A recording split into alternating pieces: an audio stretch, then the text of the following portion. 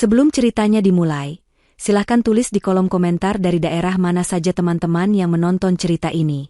Jangan lupa like dan subscribe agar channel ini bisa semakin berkembang dan bisa mempersembahkan cerita yang lebih menarik lagi. Langit sore berwarna jingga pucat saat Laila menyirami tanaman melati di halaman depan rumahnya. Aroma wangi bunga yang basah oleh air memberinya sedikit ketenangan di tengah riuh pikirannya. Ketenangan itu adalah barang langka baginya, sebuah kemewahan yang seringkali direnggut oleh satu panggilan telepon atau satu kunjungan tak terduga. Sudah 3 tahun ia menikah dengan Bagus, dan selama 3 tahun itu pula, ia merasa seperti berjalan di atas hamparan duri tipis setiap kali berhadapan dengan Ibu Heni, mertuanya. Hubungan mereka tidak pernah hangat. Bagi Ibu Heni, Laila adalah menantu yang salah dalam segala hal. Salah karena berasal dari keluarga pengusaha yang dianggapnya sombong, bukan priai terpandang. Salah karena tidak cukup pandai memasak gudeg khas Jogja, seperti yang biasa ia buat. Salah karena cara bicaranya terlalu lugas, tidak seperti perempuan Jawa yang seharusnya lemah lembut dan penuh basa-basi. Laila menghela napas panjang, mematikan selang air. Ia teringat percakapan telepon kemarin pagi. Ia hanya bertanya kabar, tetapi jawaban yang diterima adalah rentetan keluhan yang berujung pada sindiran pedas. Kabarku baik. Kalau tidak memikirkan anakku satu-satunya harus makan masakanmu yang hambar itu setiap hari, ujar Ibu Heni dari seberang telepon. Laila hanya bisa diam, menelan ludah yang terasa pahit. Bagus selalu menenangkannya, berkata bahwa ibunya memang seperti itu, wataknya keras tapi hatinya baik. Namun, Laila tidak pernah menemukan sisi baik itu. Yang ia temukan hanyalah tatapan mata yang tajam menghakimi dan kata-kata yang lebih tajam dari sembilu. Hartanya, yang seharusnya menjadi penopang hidup mereka, justru menjadi bahan hinaan. Ibu Heni sering berkata, untung kamu kaya, jadi Bagus tidak perlu kerja terlalu keras. Tapi perempuan itu kodratnya di dapur, bukan mengandalkan uang orang tua. Sebuah ironi yang menyakitkan, karena Laila tidak pernah berhenti mencoba menjadi istri yang baik. Ia belajar memasak, membersihkan rumah tanpa bantuan asisten rumah tangga, dan selalu berusaha menuruti apapun kemauan mertuanya. Namun usahanya selalu menjadi debu di mata Ibu Heni. Suara deru motor matik yang berhenti tepat di depan gerbang rumahnya membuyarkan lamunannya. Jantung Laila berdebar sedikit lebih kencang. Ia kenal suara motor itu. Itu adalah motor Ibu Heni. Untuk apa mertuanya datang sore-sore begini tanpa memberitahunya terlebih dahulu? Biasanya, kedatangannya selalu disertai dengan kritik yang sudah disiapkan. Laila cepat-cepat mengeringkan tangannya pada celemek yang ia kenakan dan berjalan membuka gerbang. Benar saja, Ibu Heni berdiri di sana dengan helm yang masih terpasang di kepala. Namun, ada yang aneh. Sangat aneh. Di wajahnya, tersungging seulas senyum. Senyum yang kaku dan dipaksakan, tetapi tetap saja sebuah senyum. Sesuatu yang belum pernah Laila lihat ditujukan kepadanya. Assalamualaikum, enduk, sapa Ibu Heni, suaranya terdengar lebih ramah dari biasanya. Ia menyodorkan sebuah kotak kue berukuran besar yang diikat dengan pita satin berwarna hijau. Waalaikumsalam, Bu. Mari, silakan masuk, jawab Laila, berusaha menyembunyikan keterkejutannya. Ia menerima kotak itu dengan kedua tangan. Terasa berat dan menebarkan aroma pandan yang manis. Wah, apa ini, Bu? Repot-repot sekali. Ibu Heni berjalan masuk, matanya memindai setiap sudut teras rumah Laila, seolah mencari-cari kekurangan. Tidak repot. Tadi Ibu kebetulan lewat toko kue langganan. Ibu ingat kamu suka sekali bolu pandan, jadi sekalian Ibu belikan. Laila mempersilakan mertuanya duduk di kursi teras. Penjelasan itu terdengar masuk akal, tetapi tidak terasa benar. Ibu Heni bukan tipe orang yang akan, kebetulan ingat, kesukaan menantunya. Jangankan kesukaan, ulang tahun Laila saja tidak pernah ia ingat. Laila masuk ke dalam untuk membuatkan teh, dan ketika kembali, ia melihat Ibu Heni masih duduk dengan postur kaku, senyumnya belum juga luntur. Laila meletakkan cangkir teh di atas meja. Silakan diminum, Bu, katanya lembut. Ibu Heni mengangguk. Matanya tidak menatap Laila, melainkan tertuju pada kotak kue yang tergeletak di antara mereka. Itu bolu pandan yang paling enak di kota ini, enduk. Istimewa. Ibu pesan khusus yang pakai mentega Wisman, bukan margarin biasa. Laila ikut tersenyum, meski hatinya dipenuhi curiga. Terima kasih banyak, Bu. Ibu baik sekali. Sudah kewajiban orang tua untuk memperhatikan anaknya, balas Ibu Heni, terdengar seperti kalimat yang sudah dihafal. Kamu itu kelihatannya kurusan. Pasti capek mengurus rumah dan Bagus. Makanlah yang banyak. Kue itu untukmu, untuk memanjakan dirimu sendiri. Percakapan terasa canggung. Laila mencoba membahas hal lain, seperti cuaca atau tanaman, tetapi Ibu Heni selalu mengembalikan pembicaraan pada kue itu. Ia menjelaskan betapa lembut teksturnya, betapa wangi aromanya, seolah sedang meyakinkan Laila untuk segera memakannya. Laila hanya mengangguk dan berterima kasih berulang kali. Hatinya bergejolak. Satu sisi dari dirinya ingin percaya bahwa ini adalah awal dari sebuah hubungan yang lebih baik, sebuah gencatan senjata. Mungkin saja mertuanya akhirnya luluh dan ingin mencoba berdamai. Namun, sisi lainnya, sisi yang telah terluka berkali-kali, berteriak waspada. Ini adalah sebuah anomali, sebuah kejanggalan yang terlalu besar untuk diabaikan. Setelah menghabiskan tehnya dalam diam, Ibu Heni bangkit berdiri. Kunjungannya terasa sangat singkat, seolah tujuannya hanya satu, mengantarkan kue itu. Saat Laila mengantarnya kembali ke gerbang, Ibu Heni menepuk pelan kotak kue yang masih dipegang Laila. Tatapan matanya berubah, senyumnya sedikit memudar, digantikan oleh ekspresi serius yang sulit diartikan. "Ingat pesanku ya, Enduk," bisiknya, suaranya rendah dan penuh penekanan. "Ini khusus untukmu. Ibu membelikannya karena kasihan melihatmu. Jadi, jangan dibagi-bagi ke siapapun. Jangan tawarkan ke tetangga, jangan kasih ke orang lain." Ia berhenti sejenak, lalu menambahkan kalimat yang membuat darah Laila berdesir. "Terutama, jangan sampai Bagus makan. Dia kan tidak boleh makan yang manis-manis, nanti batuk. Kue ini hanya untukmu seorang. Habiskan sendiri, ya?" Setelah mengucapkan kalimat itu, Ibu Heni segera menyalakan motornya dan pergi, meninggalkan Laila yang berdiri mematung di depan gerbang. Angin sore meniup helai rambutnya, tetapi ia tidak merasakannya. Pikirannya terkunci pada kalimat terakhir mertuanya. Bukan sebuah nasihat, melainkan sebuah perintah. Bukan sebuah perhatian, melainkan sebuah peringatan. Laila memeluk kotak kue itu erat-erat. Aroma pandan yang tadinya terasa manis dan menggugah selera, kini terasa aneh, hampir seperti bau ancaman. Ia masuk ke dalam rumah dan meletakkan kotak itu di atas meja makan. Rumahnya yang luas tiba-tiba terasa sempit dan menyesakan. Ia menatap kotak hijau itu seolah benda itu adalah sebuah teka-teki berbahaya. Manis yang dibawa mertuanya sore ini terasa lebih pahit dari hinaan yang paling kejam sekalipun. "Halo? Iya, Pak. Apa? Mendadak sekali? Harus berangkat malam ini juga." Suara Bagus terdengar tegang. Laila memperhatikannya dengan saksama. Wajah suaminya pucat, matanya melirik ke arah Laila dengan gugup. Setelah beberapa saat, ia menutup telepon. Ia menatap Laila dengan ekspresi yang dibuat-buat menyesal. "Sayang, maaf sekali. Aku baru saja ditelepon bosku. Ada masalah darurat di proyek luar kota. Aku harus berangkat ke sana sekarang juga. Paling lambat berangkat sebelum subuh." Berita itu datang seperti sambaran petir, tetapi anehnya, Laila merasa lebih tenang. Kepanikan yang ia rasakan beberapa saat lalu berubah menjadi kewaspadaan yang dingin. Rencana mereka, apapun itu, sepertinya sedang dipercepat. Bagus harus pergi, meninggalkannya sendirian di rumah. Sendirian bersama kue beracun itu. Laila menatap kotak hijau di atas meja makan. Benda itu bukan lagi sekadar kue. Itu adalah bukti dari sebuah rencana jahat yang ditujukan untuk melenyapkannya. Dan suaminya sendiri, pria yang tidur seranjang dengannya, adalah bagian dari rencana itu.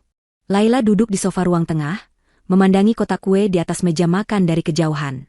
Sudah hampir 1 jam sejak Ibu Heni pergi, tetapi Laila belum berani menyentuh kotak itu lagi. Pikirannya terus memutar ulang setiap kata yang diucapkan mertuanya, terutama penekanan pada kalimat, "hanya untukmu seorang." Mengapa? Mengapa begitu penting bagi Ibu Heni agar hanya dirinya yang memakan kue ini? Jika memang khawatir Bagus akan batuk, bukankah cukup mengatakan itu sekali saja? Ini terasa lebih dari sekadar perhatian. Ini adalah sebuah larangan keras yang terselubung. Perasaan paranoid mulai merayapinya. Apakah ia berlebihan? Mungkin saja ia terlalu terbiasa dengan perlakuan buruk, sehingga ketika menerima kebaikan, ia justru menaruh curiga. Ia mencoba meyakinkan dirinya sendiri. Mungkin ini memang titik balik. Mungkin Ibu Heni sungguh-sungguh ingin memperbaiki hubungan mereka. Kue ini adalah simbolnya, zaitun perdamaian. Tapi hatinya menolak untuk percaya. Intuisi yang selama ini membantunya bertahan dari serangan verbal Ibu Heni kini, berteriak lebih kencang dari biasanya. Ada yang tidak beres. Laila akhirnya memberanikan diri. Ia berjalan ke meja makan, membuka pita satin hijau itu dengan hati-hati, lalu mengangkat tutup kotaknya.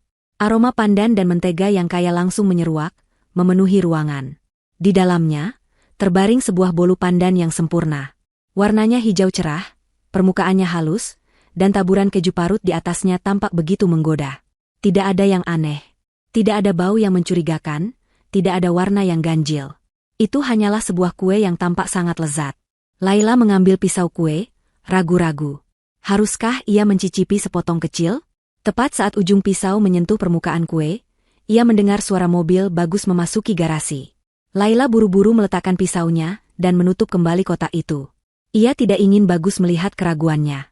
Beberapa saat kemudian, Bagus masuk ke dalam rumah, membawa serta tas kerjanya. "Assalamualaikum, sayang," sapanya sambil tersenyum. Ia mendekati Laila dan mengecup keningnya. "Waalaikumsalam, Mas," balas Laila, berusaha tersenyum senormal mungkin. Mata Bagus langsung tertuju pada kotak kue di atas meja. "Wah, ada kue. Dari siapa?" "Dari ibu. Tadi sore ibu mampir ke sini," jawab Laila sambil mengamati reaksi suaminya. Bagus mengangkat alisnya, tampak terkejut. "Ibu? Tumben sekali. Biasanya kalau mau datang telepon dulu." Ia mendekati meja makan dan membuka kotak itu. "Wow, bolu pandan kesukaanmu. Kelihatannya enak sekali. Ibu baik sekali, ya." Nada suara Bagus terdengar tulus. Tetapi Laila menangkap kilat aneh di matanya saat melihat kue itu, hanya sekejap, lalu hilang. Mungkin hanya perasaannya saja. "Iya, katanya kebetulan lewat, jadi sekalian mampir," Laila menjelaskan. "Tuh, kan, apa ku bilang? Ibu itu sebenarnya sayang sama kamu, hanya saja cara menunjukkannya kadang-kadang kurang pas," kata Bagus dengan nada ceria. Ia merangkul bahu Laila. "Sudah, jangan berpikir yang tidak-tidak lagi tentang ibu. Ayo, kita makan kuenya. Aku juga mau coba." Laila menahan napas. "Tapi, Mas, tadi ibu berpesan, katanya kue ini khusus untukku. Katanya Mas Bagus tidak boleh makan yang manis-manis, nanti batuk." Bagus tertawa kecil, tawa yang terdengar sedikit dipaksakan. "Ah, ibu ini ada-ada saja. Batukku kan sudah sembuh dari minggu lalu. Lagi pula, mana mungkin aku tega membiarkanmu makan kue selezat ini sendirian. Sudah, ayo kita potong." Bagus mengambil pisau dan hendak memotong kue itu, tetapi Laila menahannya. "Nanti saja, Mas. Aku siapkan makan malam dulu, ya. Kamu pasti lapar." Laila butuh waktu untuk berpikir.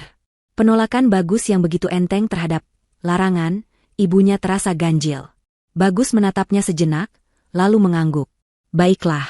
Tapi setelah makan malam, kita makan kuenya, ya? Aku penasaran." Saat makan malam, Bagus bersikap lebih manis dari biasanya. Ia memuji masakan Laila, menanyakan bagaimana harinya, dan mendengarkan ceritanya dengan penuh perhatian. Namun, Laila merasa ada yang berbeda. Suaminya tampak sedikit gelisah. Ia beberapa kali melirik ponselnya yang tergeletak di samping piring. Laila mencoba mengabaikannya, berusaha menikmati momen langka ini. Setelah makan, Laila mencuci piring di dapur. Bagus berkata ia akan menelepon rekan kerjanya sebentar di ruang tamu. Dari dapur, Laila bisa mendengar suara Bagus berbicara di telepon, tetapi suaranya sangat pelan, hampir seperti bisikan. Ketika Laila selesai dan kembali ke ruang tengah, Bagus sudah selesai menelepon dan sedang asyik dengan ponselnya. Laila melihat suaminya mengetik dengan sangat cepat. Saat menyadari kehadiran Laila, Bagus buru-buru meletakkan ponselnya dengan layar menghadap ke bawah. "Sudah selesai cuci piringnya?" tanyanya. Senyumnya tampak sedikit tegang. Laila hanya mengangguk. Kecurigaannya semakin menjadi-jadi. Ia duduk di samping Bagus, mencoba melihat ke arah ponselnya, tetapi Bagus dengan sigap memasukkannya ke dalam saku celana. Suasana kembali canggung. "Oh ya, kuenya," seru Bagus tiba-tiba, seolah baru teringat. "Ayo kita makan sekarang." Sebelum Laila bisa menjawab, ia pamit ke kamar mandi. Ini adalah kesempatannya. Dengan jantung berdebar kencang, Laila berjalan ke ruang tamu, tempat Bagus meninggalkan tas kerjanya. Ia tahu ini salah, tetapi ia harus melakukannya. Ia membuka tas itu dan menemukan ponsel kerja Bagus, yang sering ia tinggalkan di sana. Ia tidak tahu kata sandinya. Namun, saat ia iseng mencoba tanggal ulang tahun pernikahan mereka, layar ponsel itu terbuka. Notifikasi pesan singkat muncul di bagian atas layar. Pengirimnya tidak bernama, hanya sebuah nomor. Pesan itu hanya satu baris, tetapi cukup untuk membuat darah Laila serasa berhenti mengalir. "Umpan sudah di tempat. Pastikan besok pagi semuanya bersih." Pesan itu dikirim sekitar 1 jam yang lalu. Jantung Laila berdetak begitu kencang hingga ia takut Bagus bisa mendengarnya dari kamar mandi. Umpan? Apa maksudnya umpan?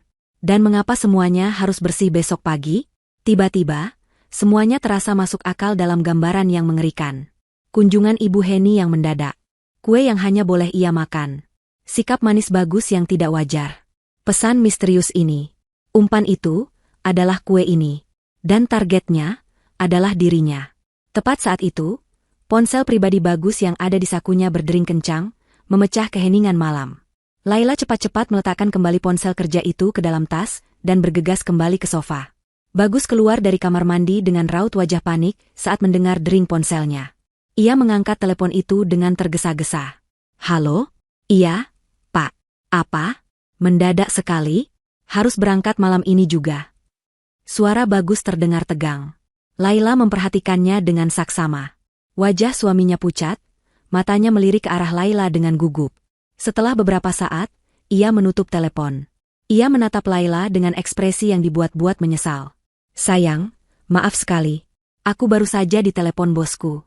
Ada masalah darurat di proyek luar kota. Aku harus berangkat ke sana sekarang juga. Paling lambat berangkat sebelum subuh. Berita itu datang seperti sambaran petir, tetapi anehnya, Laila merasa lebih tenang. Kepanikan yang ia rasakan beberapa saat lalu berubah menjadi kewaspadaan yang dingin. Rencana mereka, apapun itu, sepertinya sedang dipercepat. Bagus harus pergi, meninggalkannya sendirian di rumah. Sendirian bersama kue beracun itu. Laila menatap kotak hijau di atas meja makan. Benda itu bukan lagi sekadar kue. Itu adalah bukti dari sebuah rencana jahat yang ditujukan untuk melenyapkannya. Dan suaminya sendiri, pria yang tidur seranjang dengannya, adalah bagian dari rencana itu. Dunia Laila terasa miring. Pengumuman mendadak dari Bagus tentang perjalanan dinasnya terasa seperti babak baru dalam sebuah sandiwara mengerikan yang tidak ia tulis naskahnya. Ia harus berakting, dan ia harus melakukannya dengan sempurna. Nyawanya bergantung pada hal itu. Ia menekan dalam-dalam gelombang rasa mual yang naik dari perutnya, memasang ekspresi kecewa yang wajar dari seorang istri. Mendadak sekali. Mas? Proyek yang mana? Kenapa harus berangkat sekarang juga? Tanyanya, suaranya dibuat sedikit serak seolah menahan tangis. Bagus, yang sibuk membuka lemari dan mengeluarkan kemeja secara acak, tampaknya membeli aktingnya. Ia menatap Laila dengan tatapan yang dirancangnya agar terlihat penuh sesal. Proyek di Cilacap. Sayang. Ada masalah dengan pasokan material. Kalau tidak segera diurus, bisa rugi besar. Maafkan aku, ya. Aku juga kaget. Tadi Pak Direktur sendiri yang menelepon. Setiap kata yang keluar dari mulut Bagus terdengar seperti kebohongan yang licin. Laila tahu tidak ada proyek darurat. Yang ada hanyalah sebuah rencana darurat untuk menyingkir dari rumah, untuk menciptakan alibi yang kokoh. Saat Laila ditemukan meninggal besok pagi, entah karena keracunan makanan atau sakit mendadak, Bagus akan berada jauh di luar kota, menjadi suami yang berduka dan tidak tahu apa-apa. Rencana yang rapi. Rencana yang keji. Ya sudah, kalau memang urusan pekerjaan, mau bagaimana lagi, sahut Laila pelan. Ia bangkit dan mulai membantu Bagus memasukkan pakaian ke dalam tas travel berukuran sedang. Tangannya bergerak dengan mantap, melipat kemeja dan celana panjang dengan presisi yang menakutkan, seolah otaknya telah terpisah dari tubuhnya. Tubuhnya menjalankan peran sebagai istri yang berbakti, sementara otaknya berputar liar, menyusun strategi untuk bertahan hidup. Ia harus tetap tenang. Menghadapi Bagus sekarang hanya akan membuatnya terpojok. Ia tidak punya bukti yang bisa dibawa ke polisi. Hanya sebuah pesan singkat di ponsel yang bisa saja dihapus atau disangkal dengan mudah. Tidak, ia harus membiarkan mereka melanjutkan rencananya, membiarkan mereka berpikir bahwa ia tidak tahu apa-apa. Ia harus membiarkan mereka masuk lebih dalam ke dalam perangkap yang mereka gali sendiri. Biar aku siapkan air hangat untukmu mandi, Mas. Setelah itu minum teh jahe dulu biar badanmu hangat di perjalanan, kata Laila. Bagus tersenyum, senyum lega karena istrinya begitu pengertian. Terima kasih, sayang. Kamu memang istri terbaik. Pujian itu terasa seperti tamparan. Laila hanya mengangguk kecil dan berjalan ke kamar mandi, lalu ke dapur. Saat air mendidih di atas kompor, ia menatap kotak kue hijau di atas meja. Benda itu seolah memiliki aura gelap, berdenyut dengan niat jahat pembuatnya. Umpan. Ia adalah targetnya. Mereka ingin ia memakannya malam ini, sebelum Bagus pergi, agar rencananya berjalan mulus. Tapi Bagus tidak memaksanya. Mungkin karena ia pikir Laila akan memakannya sendiri sebagai camilan malam atau sarapan pagi. Keyakinan mereka pada kebodohan Laila adalah satu-satunya celah yang ia miliki. Malam itu terasa sangat panjang. Laila duduk di tepi ranjang, memperhatikan Bagus yang menyelesaikan pengepakan barangnya. Setiap gerak-geriknya ia amati. Cara Bagus menghindari tatapan matanya, cara ia tertawa hambar saat Laila mencoba bergurau, semuanya menegaskan kecurigaannya. Tidak ada lagi cinta di ruangan ini, hanya ada seorang pemburu dan mangsanya yang berpura-pura tidak tahu sedang diburu. Pukul 4 pagi, alarm di ponsel Bagus berbunyi. Laila, yang tidak tidur sedikit pun, segera bangkit. "Aku siapkan kopi dulu, Mas," katanya. "Tidak usah, sayang. Aku langsung berangkat saja, takut macet di jalan," tolak Bagus cepat. Ia tampak sangat ingin segera meninggalkan rumah. Ia menyambar tasnya dan bergegas menuju pintu depan. Laila mengikutinya dari belakang. Di ruang makan, Bagus berhenti sejenak dan melirik ke arah kotak kue. "Jangan lupa sarapan kue itu, ya. Kelihatannya enak sekali. Sayang, aku tidak bisa ikut mencicipi." Itu dia. Perintah terakhir yang tersamar. Sebuah pengingat agar ia tidak lupa menelan umpannya. Dan pada saat itulah, sebuah ide gila namun cemerlang melintas di benak Laila. Ide yang lahir dari keputusasaan, sebuah pertaruhan besar yang bisa menyelamatkan hidupnya atau justru menghancurkannya. Ia harus membalikkan keadaan. Senjata makan tuan. Laila memasang wajah panik yang dibuat-buat. "Ya ampun, Mas. Aku benar-benar minta maaf. Karena semalam begadang menemanimu berkemas, aku jadi bangun kesiangan. Aku belum sempat memasak apapun untuk bekalmu. Bahkan nasi pun belum masak."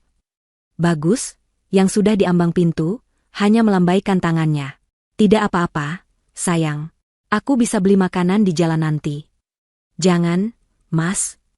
Laila berkata dengan nada yang terdengar tulus dan penuh perhatian. Matanya sengaja diarahkan ke kotak kue di atas meja. "Perjalanan ke Cilacap itu jauh.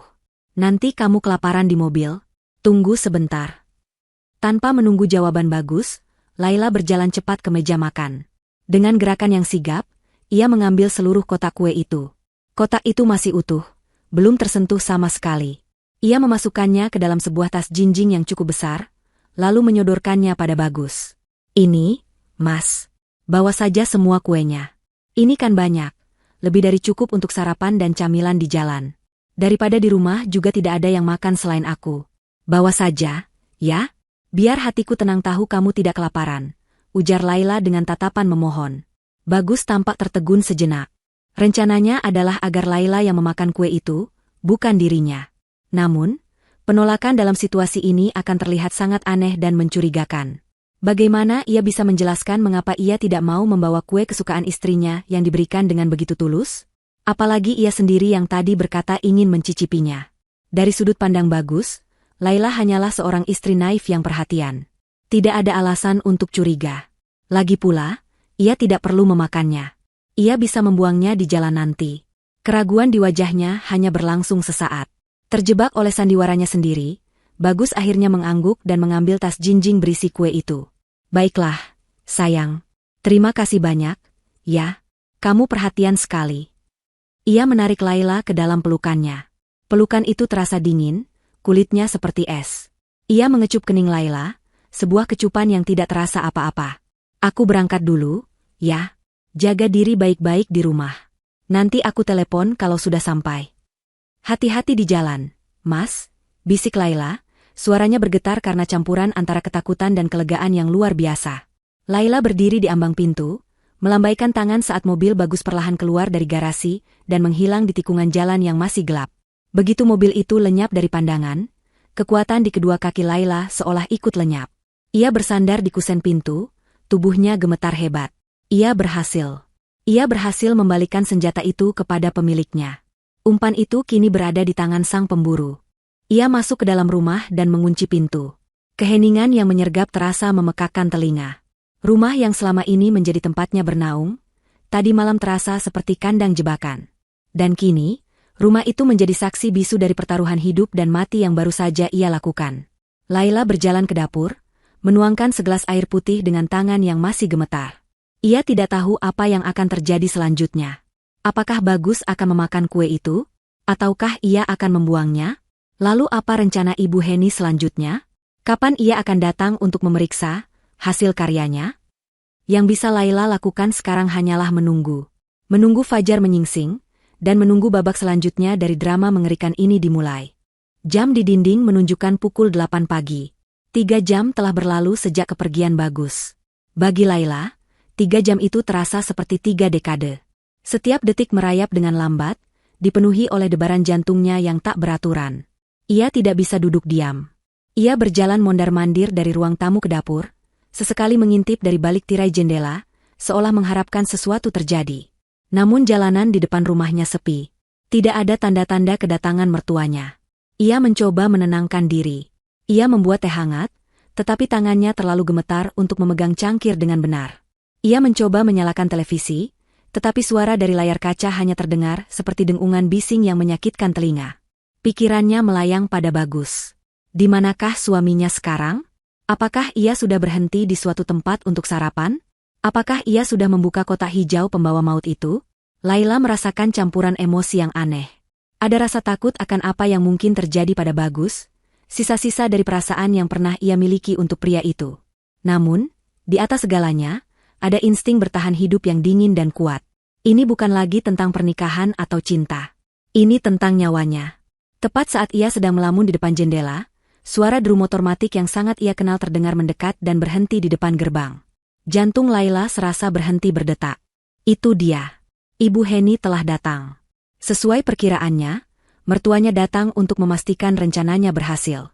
Laila menarik napas dalam-dalam, mengembuskannya perlahan, dan memaksa otot-otot wajahnya untuk serileks mungkin. Pertunjukan harus dilanjutkan. Bel rumah berbunyi, sekali, lalu 2 kali, bunyinya terdengar tidak sabar. Laila berjalan ke pintu dengan langkah yang dibuatnya sedikit lambat dan malas, seolah ia baru saja bangun tidur. Saat ia membuka pintu, ia melihat Ibu Heni berdiri di sana. Mertuanya itu mengenakan gamis berwarna cerah dan kerudung baru, seolah sedang merayakan sesuatu.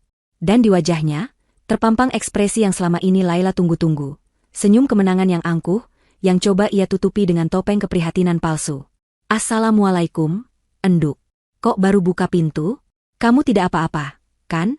Sapa Ibu Heni, matanya menelusuri wajah Laila, mencari tanda-tanda pucat atau sakit. "Waalaikumsalam, Bu. Maaf, Laila tadi di belakang," jawab Laila dengan suara pelan. Ia sengaja membuat dirinya terlihat sedikit lesu. "Mari, Bu, masuk." Ibu Heni melangkah masuk, tatapannya menyapu seisi rumah yang sepi. "Bagus mana? Belum bangun?" "Mas Bagus tidak ada, Bu. Dia berangkat keluar kota tadi sebelum subuh. Ada urusan pekerjaan mendadak," jelas Laila. Ekspresi Ibu Heni berubah seketika. Ada kilat kepuasan yang begitu jelas di matanya. Bagus sudah pergi. Itu artinya, Laila sendirian di rumah. Sempurna. Sesuai rencana. Topeng keprihatinannya kembali terpasang. "Loh, kasihan sekali kamu ditinggal sendirian. Lalu kamu sudah sarapan? Bagaimana kuenya?" Ini dia pertanyaan yang ditunggu Laila. Ia menatap mertuanya dengan tatapan polos, seolah tidak mengerti arah pembicaraan itu. "Oh, kue dari Ibu," katanya dengan nada ringan dan santai. "Terima kasih banyak ya, Bu, kelihatannya enak sekali." Tapi Laila belum sempat mencicipinya. Senyum di wajah Ibu Heni sedikit goyah. "Loh, kenapa belum dimakan?" Laila melanjutkan kalimatnya, setiap kata diucapkan dengan hati-hati, dengan nada tanpa dosa.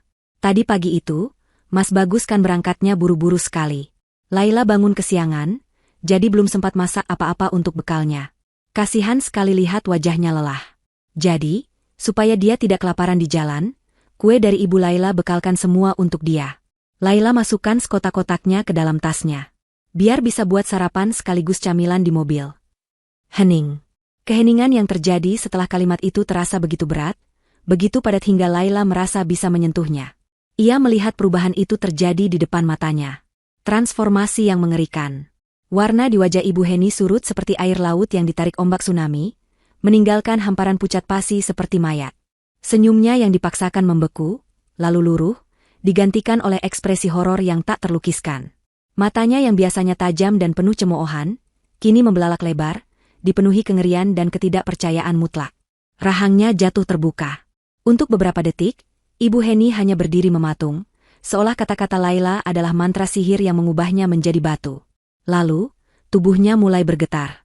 Apa? Bisiknya, suaranya pecah dan bergetar. Kamu bilang apa tadi? Laila mengulanginya, kali ini dengan nada yang dibuat sedikit bingung oleh reaksi mertuanya. Kuenya Laila kasih ke Mas Bagus. Bu, memangnya kenapa? Pertanyaan itu seperti tombol yang meledakkan bendungan kepanikan di dalam diri Ibu Heni. Topengnya tidak hanya jatuh, tetapi hancur berkeping-keping. Wajah keibuannya yang palsu lenyap, digantikan oleh wajah monster yang panik. Ia menerjang maju dan mencengkeram kedua lengan Laila dengan kekuatan yang tidak disangka-sangka. Kukunya menancap di kulit Laila. Apa yang sudah kamu lakukan? Jeritnya, suaranya melengking tinggi, penuh amarah dan ketakutan. Kenapa kamu kasih kue itu ke anakku? Kenapa? Laila berpura-pura terkejut dan kesakitan. Bu, ada apa ini? Sakit, Bu. Kenapa ibu marah? Dasar perempuan bodoh. Tidak berguna. Raung Ibu Heni, air matanya mulai mengalir deras di pipinya yang pucat. Ia mengguncang-guncang tubuh Laila dengan kasar. Bukankah sudah kubilang jangan kasih ke siapapun? Kue beracun itu khusus untukmu. Hanya untukmu. Kata racun, itu akhirnya meledak di udara, bergema di seluruh ruangan. Kata itu adalah pengakuan. Kata itu adalah bukti. Meskipun Laila sudah mengetahuinya, mendengarnya langsung dari mulut mertuanya sendiri terasa seperti hantaman palu godam di dadanya. Rencana mereka bukan hanya untuk membuatnya sakit, tetapi untuk membunuhnya. Laila terhuyung mundur, melepaskan diri dari cengkeraman Ibu Heni. Ia menatap mertuanya dengan ekspresi ngeri yang tulus. Racun? Maksud ibu, kue itu, beracun? Menyadari ia telah mengucapkan kata terlarang itu, Ibu Heni semakin panik. Logikanya hancur. Yang ada di pikirannya hanyalah nyawa putranya. Anaknya satu-satunya kini sedang berada di perjalanan, membawa bekal berisi racun mematikan yang ia siapkan sendiri. Bagus. Anakku, ia meratap histeris. Ia merogoh tasnya dengan tangan gemetar, mencari ponselnya. Ponsel itu jatuh ke lantai. Ia memungutnya dengan tergesa-gesa, jarinya yang gemetar kesulitan menekan nomor Bagus. Aku harus meneleponnya. Dia tidak boleh memakannya. Jangan dimakan. Jangan dimakan. Panggilan itu tersambung, tetapi tidak ada jawaban. Ibu Heni mencoba lagi. Gagal. Lagi. Tetap gagal. Setiap nada sambung yang tak terjawab terdengar, seperti lonceng kematian di telinganya. Ia menjerit frustrasi, melemparkan ponselnya ke sofa. Ia mondar-mandir di ruang tamu seperti binatang yang terperangkap, tangannya menjambak rambutnya sendiri, mulutnya meracaukan nama Bagus berulang kali. Di tengah kekacauan itu, di tengah ratapan histeris Ibu Heni, sebuah suara dering yang tajam memecah segalanya. Itu bukan suara ponsel Ibu Heni. Itu adalah suara ponsel Laila. Laila merogoh saku dasternya, mengeluarkan ponselnya dengan tangan yang kini benar-benar gemetar. Di layar, tertera sebuah nomor tak dikenal. Jantungnya berdebar kencang. Ia tahu panggilan apa ini. Ibu Heni berhenti meracau, matanya yang liar tertuju pada Laila. Dengan napas tertahan, Laila menggeser tombol hijau dan menempelkan ponsel itu ke telinganya. Halo, selamat pagi. Apa benar saya berbicara dengan Ibu Laila, istri dari Bapak Bagus? Suara seorang pria yang tenang dan resmi terdengar dari seberang. Iya, benar. Saya sendiri, jawab Laila, suaranya nyaris tak terdengar. Kami dari patroli jalan raya, Bu. Kami ingin menginformasikan bahwa suami Ibu, Bapak Bagus, ditemukan tidak sadarkan diri di dalam kendaraannya di tepi jalan tol. Saat ini kami sedang dalam perjalanan membawanya ke rumah sakit terdekat. Ponsel itu terasa dingin di telinga Laila, sedingin suara petugas di seberang sana yang menyampaikan berita dengan nada profesional yang datar. Setiap kata yang diucapkannya adalah paku yang menancap di peti mati pernikahan Laila. Bagus ditemukan tidak sadarkan diri. Dibawa ke rumah sakit. Kata-kata itu bergema di dalam kepalanya, tetapi anehnya, tidak ada air mata yang muncul. Rasa panik yang sempat mencengkeramnya kini telah menguap, digantikan oleh ketenangan yang ganjil dan mengerikan. Ia tahu ini akan terjadi. Ia bahkan telah mengaturnya. Di rumah sakit mana, Pak? Tanya Laila, suaranya terdengar stabil, jauh lebih stabil daripada yang ia duga. Rumah sakit Amanah Medika, Bu. Itu yang terdekat dari lokasi di kilometer 97, jawab petugas itu. Baik, Pak. Terima kasih informasinya. Saya akan segera ke sana. Laila menutup telepon. Keheningan di ruang tamu terasa pekat. Ibu Heni, yang tadinya meracau histeris, kini terdiam.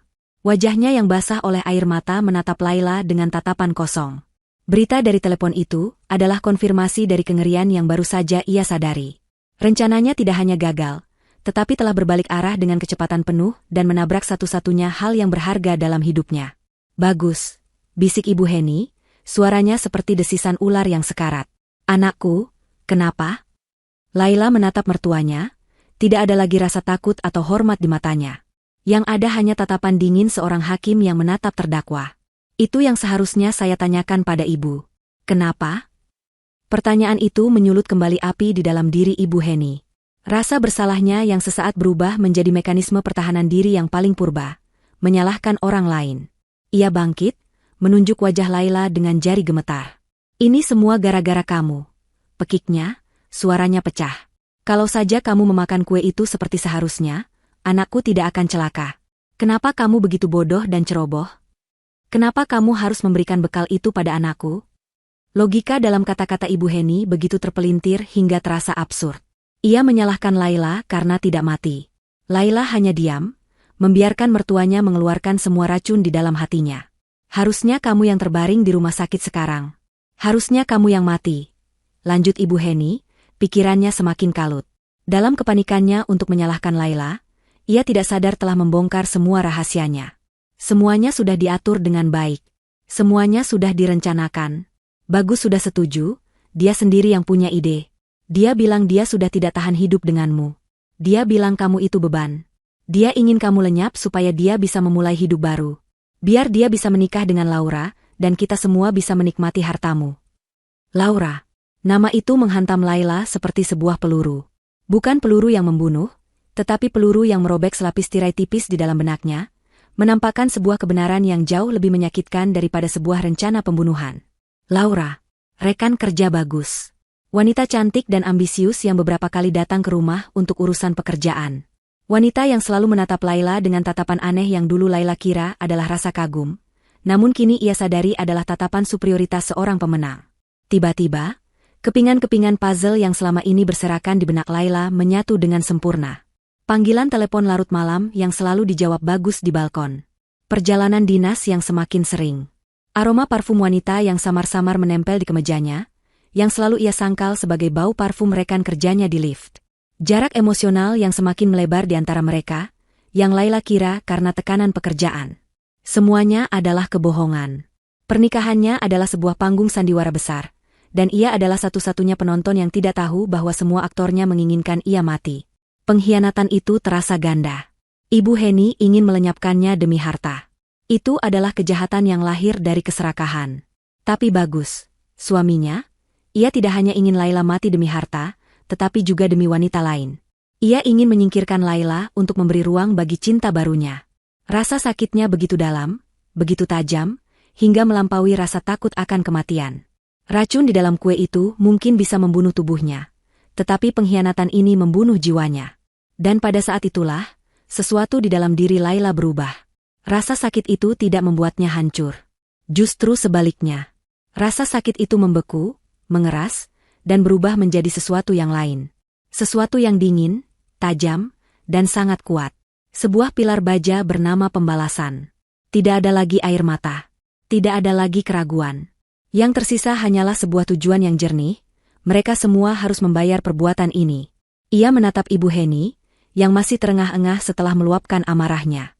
Wajah wanita tua itu kini tampak menyedihkan, dipenuhi ketakutan akan akibat dari perbuatannya sendiri. Kekuatan telah berpindah tangan. Kita harus ke rumah sakit sekarang, kata Laila, suaranya terdengar asing di telinganya sendiri. Dingin, datar, dan penuh perintah. Ibu Heni menatapnya dengan bingung, seolah tidak mengerti mengapa Laila yang kini mengambil alih kendali. Cepat ganti baju, Bu. Kita harus pergi sekarang, bentak Laila, sebuah kekuatan baru yang tidak ia kenali muncul dalam dirinya. Ibu Heni tersentak kaget. Tanpa membantah, ia bergegas masuk ke dalam kamar tamu tempat ia biasa menginap, bergerak seperti robot yang dikendalikan dari jarak jauh. Laila memberinya waktu 5 menit. Sementara menunggu, ia tidak tinggal diam. Ia teringat sesuatu. Ponsel kerja Bagus. Suaminya itu sering meninggalkannya di rumah saat akhir pekan, atau jika sedang tidak ingin diganggu. Dengan langkah cepat, ia masuk ke ruang kerja Bagus. Ponsel itu tergeletak di atas meja, di samping laptop. Ia mengambilnya. Layarnya terkunci dengan pola. Laila menarik napas. Ia mencoba pola yang biasa, huruf B, untuk Bagus, gagal. Tanggal ulang tahun pernikahan mereka, gagal. Tanggal ulang tahunnya, gagal. Lalu ia teringat nama itu. Laura. Ia tidak tahu tanggal lahir Laura. Tapi ia pernah mendengar Bagus menyebut nama panggilan kesayangan untuk Laura saat ia kira Laila sudah tidur. My Queen. Ratuku. Ia mencoba menggambar pola huruf Q. Gagal. Lalu ia mencoba sesuatu yang lebih sederhana. Huruf L. Layar ponsel itu terbuka. Jantung Laila berdebar kencang. Ia segera membuka galeri foto. Di sana, di antara folder-folder berisi foto-foto proyek dan dokumen kerja, ada satu folder yang namanya disamarkan, revisi desain. Hatinya mengatakan disitulah letaknya. Ia membukanya. Di dalamnya tidak ada gambar desain bangunan. Yang ada adalah puluhan foto Bagus dan Laura. Foto mereka sedang berlibur di pantai, berpelukan mesra dengan latar belakang matahari terbenam. Foto mereka sedang makan malam romantis di sebuah restoran mewah. Bagus menyuapi Laura. Foto mereka di dalam mobil, Laura mencium pipi Bagus dengan mesra. Dan yang paling menyakitkan, sebuah foto selfie yang sepertinya diambil di sebuah kamar hotel. Keduanya berbaring di tempat tidur, hanya ditutupi selimut, tersenyum bahagia ke arah kamera. Laila merasakan empedu naik ke kerongkongannya. Ini adalah bukti visual dari kebohongan yang telah ia jalani selama ini. Setiap senyuman di foto itu adalah belati yang ditusukkan ke punggungnya. Ia cepat-cepat mengirim beberapa foto paling jelas ke nomor ponselnya sendiri melalui aplikasi pesan, lalu menghapus jejak pengiriman itu. Ia mengunci kembali layar ponsel dan meletakkannya persis di tempat semula. Enduk. Ibu sudah siap, teriak Ibu Heni dari luar. Laila menarik napas dalam-dalam, menekan kembali gelombang emosi yang membakar. Ia berjalan keluar dari ruang kerja, wajahnya kembali tenang dan dingin. Ia kini memiliki senjata. Bukti pengkhianatan. Bukti motif. Ia mengambil kunci mobilnya dari atas meja. Ayo, Bu. Kita berangkat, katanya. Perjalanan ke rumah sakit terasa seperti perjalanan menuju neraka. Ibu Heni duduk di kursi penumpang, menangis tanpa suara, sesekali merapalkan doa dengan bibir gemetar. Laila menyetir dengan fokus yang tajam, matanya lurus menatap jalanan. Pikirannya tidak lagi kacau. Pikirannya kini adalah sebuah medan perang yang telah usai, menyisakan satu pemenang yang berdiri tegak di antara puing-puing kehancuran, keinginan untuk keadilan. Mereka akan tiba di rumah sakit bukan sebagai keluarga yang berduka, melainkan sebagai pelaku dan korban yang akan segera berhadapan dengan konsekuensi dari sebuah rencana pembunuhan yang gagal total. Bau disinfektan yang tajam langsung menyergap indera penciuman Laila, begitu ia melangkahkan kaki ke dalam lobi unit gawat darurat Rumah Sakit Amanah Medika. Suasananya begitu kontras dengan keheningan mencekam di dalam mobil. Di sini, semuanya bergerak cepat. Perawat berseragam putih berlari kecil mendorong brankar, dokter memberikan instruksi dengan suara tegas, dan suara pengumuman dari pengeras suara bercampur dengan tangisan lirih dari keluarga pasien lain. Ini adalah tempat di mana hidup dan mati bertarung setiap detiknya, sebuah panggung yang terasa pas untuk babak akhir drama keluarganya. Laila, dengan Ibu Heni yang mengekor di belakangnya seperti bayangan yang putus asa, langsung menuju meja informasi. Permisi, Sus. Pasien atas nama Bagus, korban dari jalan tol, dibawa ke sini, kata Laila, suaranya terdengar jelas dan tenang di tengah hiruk-pikuk. Seorang perawat muda memeriksa catatannya. Bapak Bagus. Benar, Bu. Beliau baru saja dipindahkan ke ruang ICU di lantai 2. Kondisinya masih kritis. Silakan Ibu ke sana, nanti akan ada dokter yang memberi penjelasan. Lantai 2. ICU. Kata-kata itu terdengar begitu klinis, begitu dingin. Laila mengangguk, mengucapkan terima kasih, lalu berbalik dan berjalan menuju lift, diikuti oleh Ibu Heni yang langkahnya gontai. Selama perjalanan singkat di dalam lift, Ibu Heni tidak berhenti bergumam. Selamatkan anakku, ya Allah. Selamatkan Bagus. Laila hanya diam, hatinya telah menjadi batu. Doa itu terdengar sia-sia di telinganya. Koridor di depan ruang ICU lebih sepi dan tegang. Hanya ada beberapa orang yang duduk di kursi tunggu dengan wajah cemas. Di ujung koridor, sebuah pintu kaca besar bertuliskan, Intensive Care Unit, memisahkan dunia luar dari para pasien yang sedang berjuang antara hidup dan mati. Seorang perawat mencegat mereka, menjelaskan bahwa mereka tidak bisa masuk, tetapi bisa melihat dari jendela observasi. Perawat itu menunjuk ke sebuah bilik kaca di barisan kedua. Dan di sanalah ia. Bagus. Suaminya. Pria yang tadi pagi masih mencium keningnya, kini terbaring tak berdaya di atas ranjang rumah sakit. Wajahnya pucat pasi, bibirnya membiru. Berbagai macam selang dan kabel terhubung ke tubuhnya, menghubungkannya ke monitor-monitor di samping ranjang yang menampilkan grafik garis dan angka-angka yang bergerak naik turun. Dadanya kembang kempis mengikuti ritme mesin ventilator yang membantunya bernapas. Ia tidak terlihat seperti seorang konspirator yang licik, tidak juga seperti seorang kekasih yang berkhianat. Ia hanya terlihat seperti seonggok daging yang rapuh, yang sedang kalah dalam pertarungannya melawan racun. Melihat pemandangan itu, pertahanan terakhir Ibu Heni runtuh. Sebuah jeritan yang lebih mirip lolongan binatang yang terluka keluar dari tenggorokannya. Bagus, anakku. Ia menerjang maju, menggedor-gedor kaca tebal itu dengan kedua tangannya. Bagus, bangun, Le, ini ibumu. Bangun, jangan tinggalkan ibu. Raungannya yang histeris memecah keheningan koridor. Orang-orang di kursi tunggu menoleh kaget. 2 orang perawat dan seorang satpam segera berlari menghampiri. Ibu, tenang, Bu.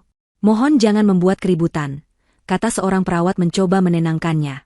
Tapi Ibu Heni sudah tidak peduli. Pikirannya telah hancur. Ia terus memukuli kaca, meratapi putranya, menyalahkan takdir. Laila hanya berdiri beberapa langkah di belakangnya, menonton adegan itu dengan tatapan kosong. Tidak ada simpati. Tidak ada kasihan. Yang ia lihat hanyalah seorang penjahat yang menangisi akibat dari kejahatannya sendiri. Ironisnya, Ibu Heni menangisi pria yang sedang sekarat karena racun yang ia siapkan untuk Laila. Saat para perawat sibuk menenangkan Ibu Heni, Laila merasakan kehadiran seseorang di sampingnya. Ia menoleh. Seorang wanita cantik, tinggi, dengan rambut hitam panjang tergerai, berdiri di sana. Ia mengenakan blus sutra mahal dan celana bahan yang pas di tubuhnya. Wajahnya dipenuhi kepanikan, matanya yang dilapisi riasan mahal tampak merah karena menangis. Laila mengenalinya seketika dari foto-foto di ponsel Bagus. Laura. Laura sama sekali tidak melirik Laila. Fokusnya tertuju pada sosok Bagus di balik kaca. Mas Bagus. Desisnya, air matanya mulai mengalir. Ia hendak menerobos maju, langsung menuju pintu Icu. Laila secara refleks menggeser tubuhnya, menghalangi jalan Laura. Laura menatap Laila untuk pertama kalinya. Ada kilat kaget di matanya, segera diikuti oleh ekspresi jengkel dan tidak suka. Permisi. Saya harus masuk, katanya dengan nada memerintah, seolah Laila adalah seorang asing yang menghalangi jalannya. Laila menatap lurus ke mata wanita itu. Ruangan ini steril.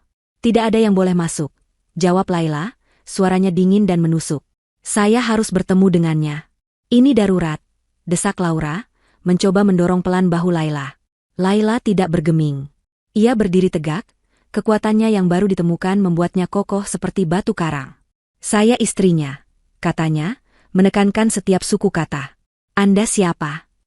Pertanyaan itu membuat Laura terdiam. Wajahnya memerah, campuran antara malu dan marah. Ia jelas tidak menyangka akan berhadapan langsung dengan istri sah kekasihnya dalam situasi seperti ini. Ia membuka mulutnya untuk menjawab, tetapi tidak ada kata yang keluar. Tepat pada saat tegang itu, sebuah pintu di samping ruang Icu terbuka. Seorang dokter paruh baya dengan wajah lelah dan tatapan serius keluar. Ia melihat ke sekeliling, matanya mendarat pada Laila yang berdiri paling dekat. Keluarga Bapak Bagus? Tanyanya. Saya istrinya, Dok. Jawab Laila cepat, melangkah maju, meninggalkan Laura dan Ibu Heni yang kini sudah didudukan di kursi oleh perawat. Dokter itu menghela napas panjang, sebuah gestur yang tidak pernah membawa kabar baik. Ia menatap Laila dengan tatapan penuh simpati. Ibu Laila, kami sudah melakukan semua yang kami bisa. Pasien masuk dengan gejala keracunan akut yang sangat parah. Kami sudah melakukan bilas lambung dan memberikan beberapa jenis penawar, tetapi racun yang masuk ke dalam tubuhnya tampaknya bekerja sangat cepat dan sudah menyebabkan kerusakan multiorgan yang parah, terutama pada hati dan ginjalnya. Setiap kata medis yang diucapkan dokter itu terdengar seperti vonis. Laila mendengarkan dengan saksama, wajahnya tetap tenang, menyerap setiap informasi. Dokter itu berhenti sejenak, memilih kata-katanya dengan hati-hati. Kondisinya sangat tidak stabil. Jantungnya sangat lemah dan tekanan darahnya terus menurun. Mesin-mesin itu yang saat ini menopang hidupnya. Ia menatap langsung ke mata Laila, tatapannya tidak menyisakan ruang untuk harapan palsu. Maafkan saya harus mengatakan ini, Bu. Waktunya tidak banyak lagi. Sebaiknya Anda bersiap untuk kemungkinan terburuk. Vonis dokter menggantung di udara koridor yang dingin, Lebih berat dari bau disinfektan, lebih sunyi dari sirene ambulans yang meraung di kejauhan. Waktu Bagus tidak banyak lagi. Mendengar itu, Ibu Heni yang baru saja berhasil ditenangkan oleh perawat, kembali menjerit. Namun kali ini jeritannya berbeda. Bukan lagi jeritan amarah, melainkan ratapan putus asa yang begitu dalam, seolah jiwanya ikut tercabut dari raganya. Ia merosot di kursi, tubuhnya berguncang hebat dalam isak tangis yang memilukan. Semua rencananya, semua keserakahannya, kini berbuah menjadi pemandangan paling menyakitkan yang bisa dibayangkan seorang ibu. Menyaksikan anaknya sekarat karena ulahnya sendiri. Laura, di sisi lain, berdiri membeku. Wajahnya yang tadi memerah karena amarah kini pucat pasi. Mimpi-mimpinya tentang rumah mewah, mobil baru, dan kehidupan glamor bersama Bagus, semuanya menguap dalam sekejap. Pria yang menjadi tiket emasnya kini terbaring di ambang kematian, dan ia terjebak di rumah sakit bersama istri sah dan ibu dari kekasihnya. Kepanikannya mulai terlihat jelas. Ia melirik ke kiri dan ke kanan, seperti pencuri yang mencari jalan keluar. Di tengah kehancuran dua wanita itu, Laila tetap berdiri tegak. Kabar dari dokter tidak mengejutkannya. Itu adalah kesimpulan logis dari rangkaian peristiwa yang terjadi. Tidak ada duka di hatinya. Rasa sakit karena pengkhianatan telah membakar habis semua sisa cinta yang pernah ia miliki untuk Bagus. Yang ada hanyalah sebuah ketenangan yang dingin dan fokus yang tajam. Pertunjukan belum berakhir. Ia butuh satu bukti terakhir. Sebuah mahkota untuk tumpukan bukti yang sudah ia kumpulkan. Seorang perawat mendekati mereka. Dokter mengizinkan satu orang dari keluarga untuk masuk ke dalam, untuk mendampingi pasien di saat-saat terakhirnya. Mata perawat itu tertuju pada Laila. Sebagai istri yang sah, itu adalah haknya.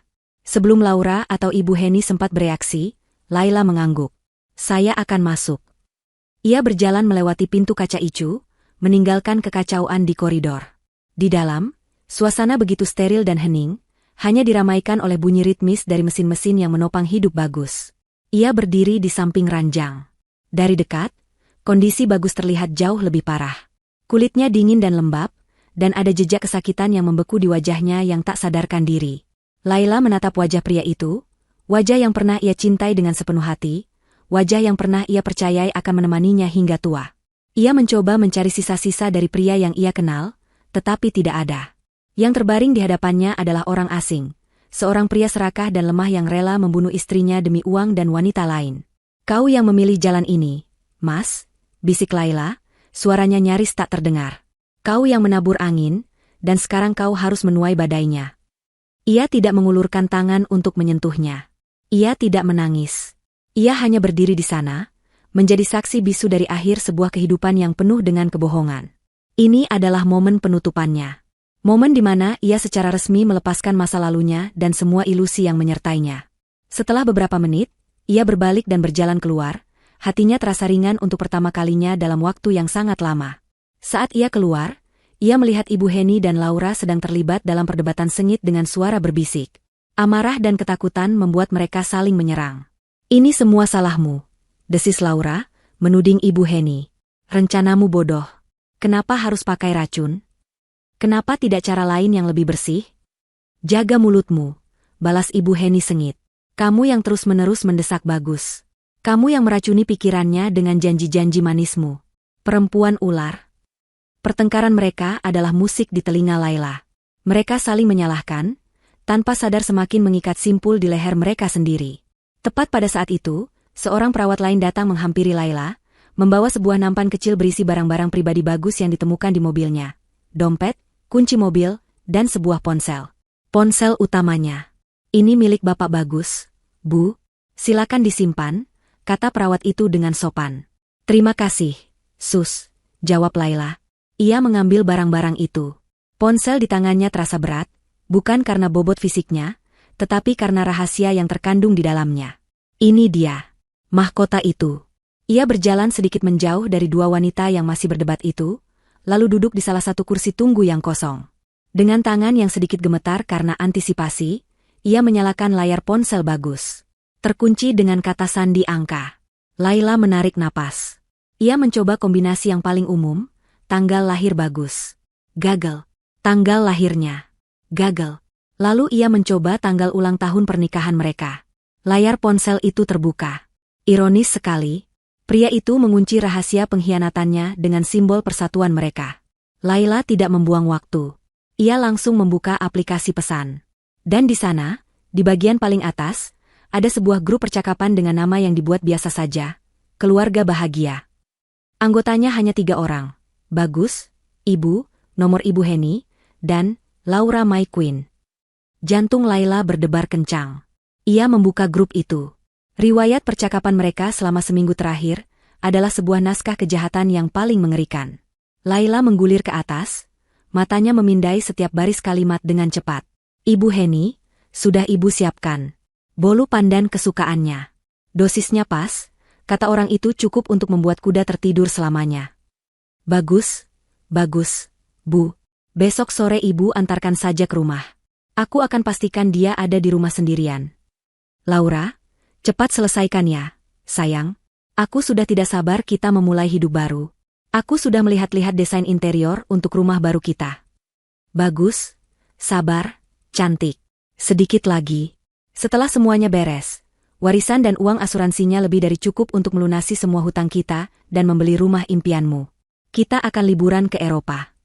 Ibu Heni, pastikan dia makan semuanya malam itu juga. Gus, jangan sampai tersisa dan jangan sampai kamu ikut mencicipi. Ingat, itu khusus untuknya. Bagus, tenang, Bu. Aku akan pastikan. Besok pagi, kita semua sudah bebas dari parasit itu. Laila merasa mual membaca kata demi kata. Dingin, kejam, dan penuh keserakahan. Mereka membicarakan kematiannya seolah sedang merencanakan sebuah pesta ulang tahun. Parasit. Begitulah suaminya memandangnya. Dengan jari-jari yang bergerak cepat, Laila mengambil tangkapan layar dari seluruh percakapan itu, lalu mengirimkannya ke alamat email pribadinya dan sebagai pesan ke nomornya sendiri. Setelah memastikan semuanya terkirim, ia menghapus jejak pengiriman dari ponsel Bagus. Bukti itu kini aman di tangannya. Tak terbantahkan. Tepat saat ia memasukkan ponsel Bagus ke dalam tasnya, sebuah suara monoton yang panjang terdengar dari dalam ruang ICU. Suara mesin elektrokardiogram yang menampilkan garis lurus. Flatline. Beberapa perawat dan dokter bergegas masuk ke dalam bilik kaca Bagus. Ibu Heni dan Laura, yang mendengar suara itu, berhenti berdebat. Wajah mereka menoleh ke arah ruangan dengan horor. Beberapa menit kemudian, dokter yang tadi keluar. Ia berjalan menghampiri Laila, wajahnya tampak muram. Ia menggelengkan kepalanya pelan. Kami sudah mencoba memacunya, tapi jantungnya tidak merespons. Maafkan kami, Bapak Bagus sudah tiada. Waktu seolah berhenti. Bagus sudah meninggal. Ratapan Ibu Heni meledak seperti bom, memenuhi seluruh koridor. Laura tersungkur lemas di kursi, wajahnya pucat tanpa darah, matanya kosong menatap ke depan. Mimpi mereka telah berakhir, berubah menjadi mimpi buruk abadi. Di tengah kekacauan itu, di tengah tangisan yang memekakan telinga dan tatapan ngeri dari orang-orang di sekitar, Laila bangkit berdiri. Ia berjalan dengan tenang ke sudut koridor yang lebih sepi, menjauh dari drama yang telah ia menangkan. Ia mengeluarkan ponselnya sendiri dari saku. Jari-jarinya menekan 3 angka dengan mantap. Panggilan itu tersambung. Selamat sore, pusat panggilan darurat, jawab sebuah suara di seberang. Laila menarik napas dalam-dalam, suaranya terdengar sangat jernih dan tenang di tengah badai emosi di sekelilingnya. Selamat sore. Saya mau melaporkan sebuah kasus percobaan pembunuhan, yang baru saja menjadi kasus pembunuhan. Keheningan yang aneh menyusul setelah Laila menutup teleponnya. Ratapan Ibu Heni telah mereda menjadi isak tangis yang parau dan tak berkesudahan. Ia duduk meringkuk di kursi, bergoyang-goyang maju mundur seperti anak kecil yang kehilangan induknya. Laura masih terpaku di tempatnya, tatapannya kosong, seolah jiwanya telah meninggalkan tubuhnya, menyisakan cangkang yang dipenuhi ketakutan. Laila hanya berdiri diam di sudut koridor, menunggu. Ia adalah mata badai, titik tenang di pusat kehancuran yang ia ciptakan untuk menegakkan keadilan. Tidak butuh waktu lama. Kurang dari 15 menit kemudian, 2 orang petugas polisi berseragam berjalan memasuki koridor ICU dengan langkah tegap dan pasti. Kehadiran mereka yang tiba-tiba dan resmi langsung menarik perhatian semua orang. Suasana duka yang tadinya menyelimuti koridor kini berganti menjadi suasana tegang yang penuh tanda tanya. Para petugas itu mendekati Laila, yang memang sudah menunggu mereka. Selamat sore, Bu. Kami dari kepolisian. Benar Ibu yang tadi melapor? Tanya salah satu petugas yang tampak lebih senior. Benar, Pak. Saya Laila, istri dari almarhum. Jawab Laila, suaranya tetap tenang. Petugas itu mengangguk. Bisa ibu jelaskan apa yang terjadi? Di sanalah, di koridor rumah sakit yang steril itu, Laila membeberkan segalanya. Ia berbicara dengan runtut, jelas, dan tanpa emosi yang berlebihan. Ia menceritakan tentang perlakuan buruk mertuanya selama ini. Ia menceritakan tentang kue bolu pandan beracun yang diantarkan kemarin sore. Ia menjelaskan bagaimana ia malah memberikan kue itu sebagai bekal untuk suaminya. Ia menceritakan tentang pengakuan histeris Ibu Heni pagi tadi. Dan sebagai puncaknya, ia mengeluarkan ponselnya. Dan ini buktinya, Pak, katanya sambil menunjukkan layar ponselnya kepada petugas. Di layar itu, terpampang dengan jelas tangkapan layar dari percakapan grup keluarga bahagia. Para petugas itu membaca pesan demi pesan dengan saksama.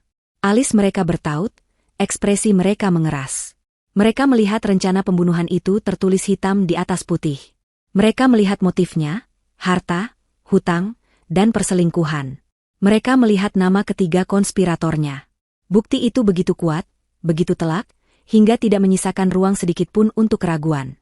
Selingkuhannya juga ada di sini, tambah Laila, matanya melirik tajam ke arah Laura yang mulai gemetar ketakutan saat melihat polisi. Dan ibu mertua saya, yang membawa racun itu, ada di sana. Setelah melihat bukti dan mendengar kesaksian Laila, petugas senior itu memberi isyarat kepada rekannya. Mereka berjalan menghampiri Ibu Heni, yang masih meratap pelan. Ibu Heni, sapa petugas itu dengan nada tegas namun tenang. Anda harus ikut kami ke kantor polisi untuk dimintai keterangan. Ibu Heni mengangkat kepalanya. Matanya yang bengkak menatap seragam polisi itu dengan bingung. Kantor polisi? Kenapa? Anak saya baru saja meninggal. Saya sedang berduka. Ini terkait dengan penyebab kematian putra Anda, Bu, kata petugas itu. Tiba-tiba, kesadaran itu menghantam Ibu Heni. Ini bukan lagi sekadar tragedi keluarga. Ini adalah investigasi kriminal. Dan ia adalah tersangka utamanya. Wajahnya berubah dari sedih menjadi panik. Ia menunjuk ke arah Laila. Dia yang membunuh anakku. Perempuan itu yang meracuni Bagus. Dia pembunuhnya. Tangkap dia. Jeritnya, mencoba membalikan keadaan. Namun, para petugas itu tidak terpengaruh. Mereka sudah melihat buktinya. Petugas yang lebih muda mengeluarkan sepasang borgol.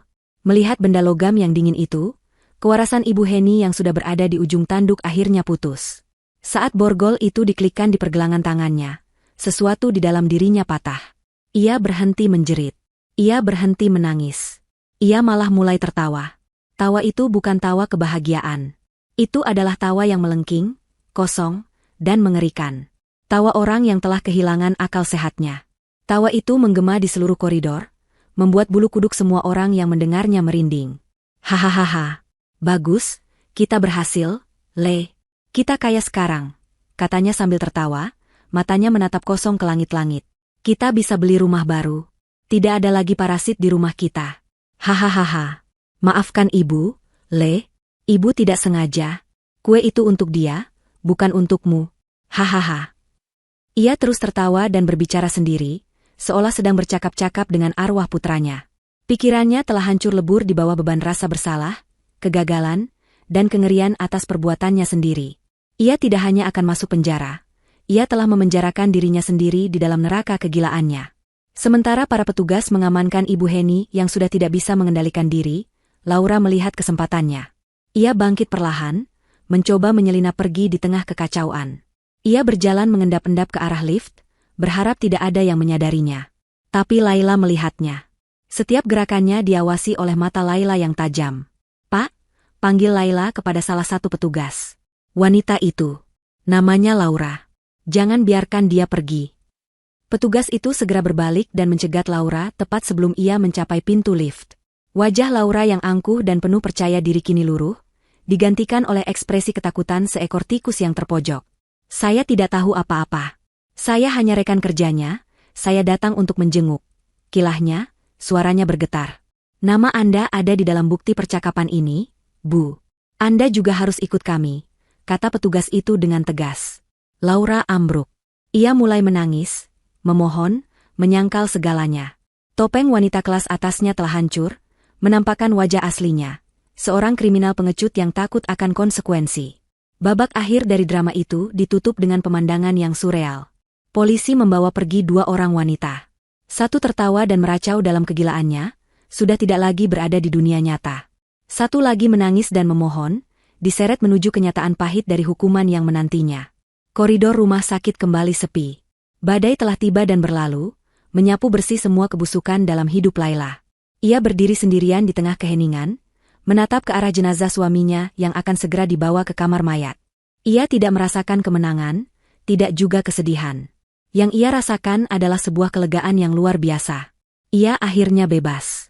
Bebas dari hinaan, bebas dari kebohongan, dan bebas dari sangkar emas yang hampir menjadi kuburannya. Badai itu memang menghancurkan segalanya. Tetapi dari puing-puing itu, ia siap membangun kehidupannya yang baru. Beberapa minggu setelah badai itu berlalu, kehidupan Laila berubah menjadi serangkaian urusan yang sunyi dan metodis. Ia mengurus pemakaman bagus. Upacaranya berlangsung sederhana dan sepi. Hanya segelintir kerabat jauh yang datang, sebagian besar dari mereka lebih sibuk berbisik-bisik, menebak-nebak apa yang sebenarnya terjadi pada keluarga yang tampak sempurna itu. Laila berdiri di sisi liang lahat, mengenakan pakaian serba hitam, wajahnya tenang tanpa air mata. Ia tidak berduka atas kepergian suaminya. Ia berduka atas hilangnya tahun-tahun hidupnya, atas kepercayaannya yang dihancurkan, dan atas cinta tulus yang ia berikan kepada orang yang salah. Saat gundukan tanah terakhir menutupi peti jenazah, Laila merasa seolah ia sedang mengubur masa lalunya sendiri, menutupnya rapat-rapat di bawah bumi agar tidak pernah bisa menghantuinya lagi. Setelah pemakaman, hari-harinya diisi dengan perjalanan ke kantor polisi untuk memberikan kesaksian resmi dan konsultasi panjang dengan pengacaranya, seorang pria parubaya bernama Pak Tirtayasa yang cerdas dan penuh empati. Di ruang kantor Pak Tirtayasa yang nyaman, di antara tumpukan buku-buku hukum, Laila akhirnya mengetahui gambaran utuh dari konspirasi yang hampir merenggut nyawanya. Dari penyelidikan awal pihak kepolisian dan penelusuran tim saya, ditemukan bahwa almarhum suami Anda dan ibunya berada dalam masalah keuangan yang sangat serius. Bu Laila, jelas Pak Tirtayasa sambil menunjukkan beberapa dokumen. Ternyata, di balik gaya hidupnya yang mewah dan citranya sebagai manajer proyek yang sukses, Bagus adalah seorang investor yang ceroboh. Ia terjerat dalam investasi online bodong dan kehilangan sejumlah besar uang. Untuk menutupi kerugiannya, ia meminjam dari rentenir. Di sisi lain, Ibu Heni, yang selalu tampil sebagai wanita terhormat, ternyata memiliki kebiasaan buruk berjudi dalam arisan-arisan sosialita tingkat tinggi. Hutangnya menumpuk hingga mencapai ratusan juta rupiah. Mereka berdua terperangkap dalam jaring yang mereka buat sendiri, dan mereka melihat Laila bukan sebagai menantu atau istri, melainkan sebagai jalan keluar. Harta warisan dari keluarga Laila adalah satu-satunya harapan mereka untuk lolos dari kebangkrutan dan jeratan hutang.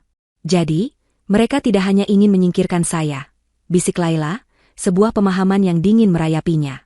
Mereka membutuhkan saya mati. Tepat sekali, Bu, sahut Pak Tirtayasa dengan nada prihatin. Kematian Anda akan membuat seluruh aset Anda jatuh ke tangan suami Anda sebagai ahli waris tunggal. Termasuk polis asuransi jiwa atas nama Anda yang baru saja ditingkatkan nilainya oleh suami Anda 3 bulan yang lalu. Fakta terakhir itu adalah pukulan telak yang menyempurnakan gambaran kejahatan mereka. Semuanya telah direncanakan dengan begitu teliti. Laila merasa bergidik. Ia hidup serumah dengan predator yang sabar menunggu waktu yang tepat untuk menerkamnya. Proses hukum berjalan dengan cepat karena bukti yang ada begitu kuat. Laura, menghadapi ancaman hukuman maksimal dan ditinggalkan tanpa sekutu, memilih untuk bekerja sama dengan polisi. Dalam kesaksiannya, ia mengakui segalanya. Ia menceritakan bagaimana Bagus merayunya dengan janji-janji kehidupan mewah setelah Laila tiada. Ia mengaku ikut serta dalam perencanaan, memberinya ide-ide agar kematian Laila terlihat wajar, meskipun ia bersikeras bahwa ide menggunakan racun datang dari Ibu Heni. Pengakuannya menyegel nasibnya sendiri, tetapi juga memastikan bahwa tidak ada celah bagi siapapun untuk lolos. Atas perannya dalam konspirasi pembunuhan berencana, Laura divonis 20 tahun penjara. Wajah cantiknya yang pucat saat hakim mengetuk palu menjadi berita utama di koran lokal, sebuah pelajaran pahit tentang keserakahan. Nasib Ibu Heni jauh lebih tragis dan ironis. Setelah penangkapannya di rumah sakit, kondisi kejiwaannya terus memburuk. Ia menolak untuk berbicara, kecuali untuk memanggil-manggil nama Bagus. Ia seringkali ditemukan tertawa sendiri di dalam selnya, lalu menangis histeris tanpa sebab. Tim psikiater yang memeriksanya menyimpulkan bahwa ia menderita psikosis akut, sebuah kondisi di mana ia telah kehilangan kontak total dengan realitas.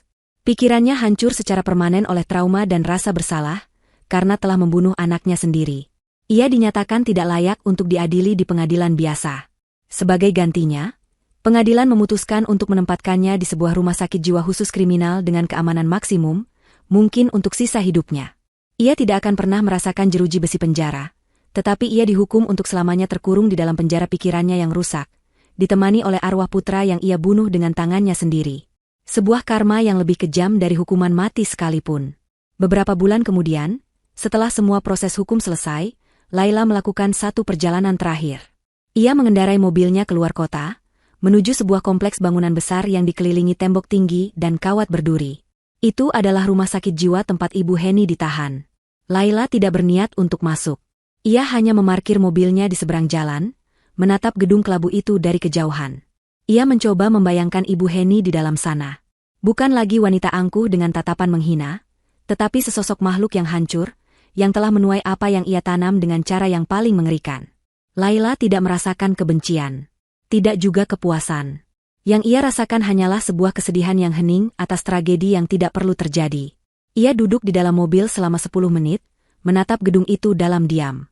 Kemudian, tanpa menoleh lagi, ia menyalakan mesin mobilnya, memutar balik, dan melaju pergi.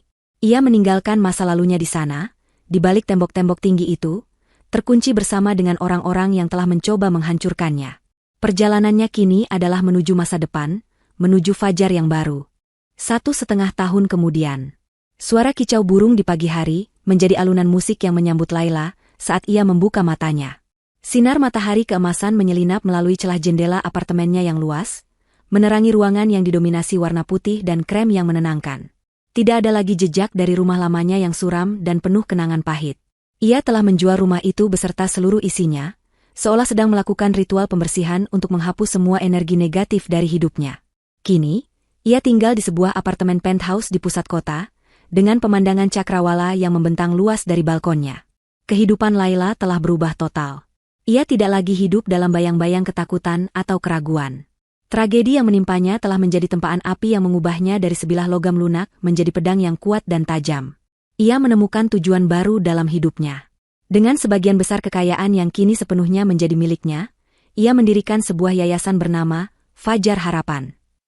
Yayasan itu didedikasikan untuk membantu perempuan korban kekerasan dalam rumah tangga, KDRT, dan hubungan toksik, memberikan mereka tempat berlindung yang aman, bantuan hukum, serta pelatihan keterampilan agar mereka bisa mandiri secara finansial. Pengalamannya sendiri menjadi sumber kekuatan dan inspirasi bagi puluhan wanita yang ia bantu. Ia bukan lagi hanya seorang korban, ia telah menjadi seorang penyintas dan penyelamat. Pagi itu, setelah sesi yoga singkat di balkonnya, Laila duduk sambil menikmati secangkir teh melati hangat. Ia membuka laptopnya untuk memeriksa beberapa email pekerjaan. Di antara email-email itu, ada satu dari Pak Tirtayasa. Isinya singkat, sebuah surat pemberitahuan resmi yang menyatakan bahwa proses likuidasi aset almarhum Bagus dan penyelesaian hutang piutangnya telah selesai. Semua hutang rentenir dan hutang judi Ibu Heni telah lunas dibayar dari sisa aset pribadi mereka yang tidak seberapa, dan secara hukum, tidak ada lagi 1 sen pun dari masalah keuangan mereka yang bisa mengganggunya. Semua ikatan resmi telah terputus. Laila menutup email itu dengan perasaan lega yang mendalam. Benar-benar sudah berakhir. Ia kemudian membuka sebuah portal berita online. Sebuah artikel kecil di sudut halaman menarik perhatiannya. Judulnya, Permohonan Banding Laura Adisti ditolak Mahkamah Agung. Artikel itu melaporkan bahwa upaya terakhir Laura untuk mengurangi masa hukumannya telah gagal. Ia harus menjalani sisa hukumannya selama hampir 2 dekade di balik jeruji besi. Di bawahnya, ada sebuah artikel terkait tentang kondisi fasilitas rehabilitasi mental, yang secara singkat menyebutkan bahwa seorang narapidana bernama Heni terus menunjukkan kondisi yang sama tanpa kemajuan, hidup dalam dunianya sendiri. Laila menatap artikel itu sejenak, lalu menutup laptopnya. Tidak ada lagi emosi yang tersisa saat membaca nama-nama itu. Mereka hanyalah gema dari masa lalu yang jauh, bagian dari cerita orang lain yang tidak lagi berhubungan dengannya. Ia bangkit dari kursinya dan berjalan ke tepi balkon, bersandar pada pagar kaca. Dari ketinggian itu, kota di bawahnya tampak sibuk memulai hari. Kehidupan terus berjalan. Ia teringat pada kue bolu pandan itu. Kue yang seharusnya menjadi alat kematiannya. Namun takdir bekerja dengan cara yang misterius. Racun yang seharusnya mengakhiri hidupnya justru menjadi penawar yang membebaskannya. Racun itu membunuh suaminya yang pengkhianat, menghancurkan mertuanya yang keji, dan memenjarakan selingkuhan yang serakah. Racun itu telah membersihkan hidupnya dari semua parasit yang menggerogotinya dari dalam. Ironi yang paling pahit sekaligus yang paling adil. Sambil menatap matahari yang semakin tinggi di ufuk timur, Laila tersenyum. Senyum yang tulus, tenang, dan penuh kedamaian. Senyum seorang wanita yang telah berjalan melewati lembah kematian dan keluar menjadi lebih kuat di sisi lainnya. Ia menarik napas dalam-dalam, menghirup udara pagi yang segar dan bersih. Udara kebebasan. Fajar telah menyingsing, dan hari yang baru ini adalah miliknya, sepenuhnya.